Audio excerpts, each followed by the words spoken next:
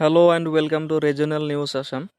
অঙ্গনবাদী কৰ্মী আৰু সহায়িকাৰ দৰমহা বৃদ্ধিৰ ওপৰত যোৱাকালি অৰ্থাৎ 1 মে দেট ইজ শ্ৰমিক দিৱস উপলক্ষে এটা ডাঙৰ সভাৰ আহ্বান কৰা হৈছিল আৰু তাতে কৰ্মী আৰু সহায়িকা সন্থাৰ ফালৰ পৰা এটা প্ৰতিবাদী কাৰ্যসূচী ৰূপায়ণ কৰা হয় আৰু কেইবাটাও গুৰুত্বপূৰ্ণ সিদ্ধান্ত দৰমহা বৃদ্ধিৰ ওপৰত লোৱা হয়। ইমান দিন ধৰি কৰ্মী সহায়িকাই যি কষ্ট কৰি আহিছে তথাপি তেওঁলোকৰ দৰমহা যি বৃদ্ধি হোৱা নাই তাৰ ওপৰত ক্ষোভ প্ৰকাশ কৰিছে আৰু চৰকাৰে কি নতুন পদক্ষেপ হাতত ল'লে তেওঁলোক সন্তুষ্ট হ'ব আৰু এই দৰমহা বৃদ্ধিৰ ওপৰত নতুনকৈ কেনেধৰণৰ তেওঁলোকে কাৰ্যসূচী হাতত ল'ব সেই সম্বন্ধে যোৱাকালি জনাইছে। গতিকে আপোনালোকে ভিডিঅ'টো লাষ্টলৈকে চাব আৰু কি নতুন সিদ্ধান্ত লৈছে তাৰ সম্বন্ধে জানি লওক। ধন্যবাদ। মই পশ্চিম নলবাৰীৰ সম্পাদিকা, লগতে নলবাৰী জিলাৰ সম্পাদিকা। আজি আমি ইয়াত সকলোৱে অংগনবাদী কৰ্মী সহায়িকা গোট খাইছোঁ। ইয়াৰ কাৰণ হ'ল আমি যোৱা 2023 চনৰ অক্টোবৰ মাহৰ পৰা আমি ধৰ্ণা কাৰ্যসূচী কৰি আছোঁ। প্ৰথমতে আমি নিজৰ কাৰ্যালয়ত আৰম্ভ কৰিছিলোঁ, তাৰে পিছত আমি জিলা ভিত্তিক আন্দোলন কৰিলোঁ, তাৰে পিছত আমি সঞ্চালকৰ অফিচত গুৱাহাটীত আমি বহুত দিনা আন্দোলন কৰিলোঁ।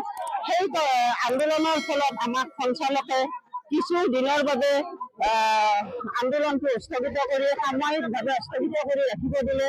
সেই মৰ্মে আমি আন্দোলনটো স্থগিত কৰি ৰাখিলোঁ।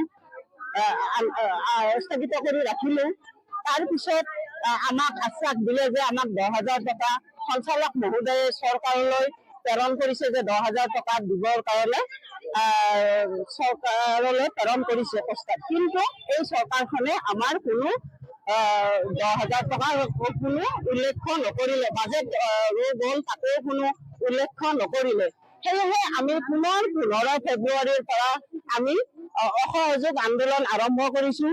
কিন্তু আমি আমাৰ শিশুখিনিৰ ভৱিষ্যতৰ কথা লক্ষ্য ৰাখি আমি সন্থাই আলোচনা কৰিছোঁ যে আমি কেৱল প্ৰি স্কুলটো খোলা ৰাখিম, তাৰ বাহিৰে আমি কোনো ডাটা নিদিওঁ, আমি কুপন টেকাৰ বন্ধ কৰিম।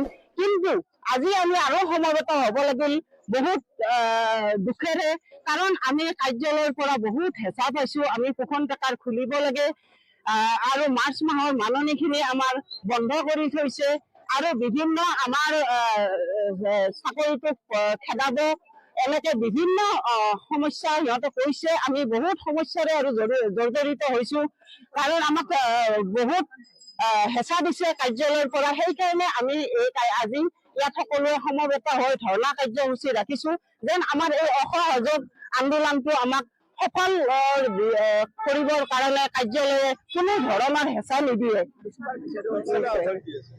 কি কয় চৰকাৰলৈ আহ্বান, আমাক মাননিৰ সলনি মজুৰি লাগে আৰু মজুৰি নিদিয়ালৈকে আমাক কমেও 10,000 টকা দিয়ক। মই পশ্চিম নলবাৰীৰ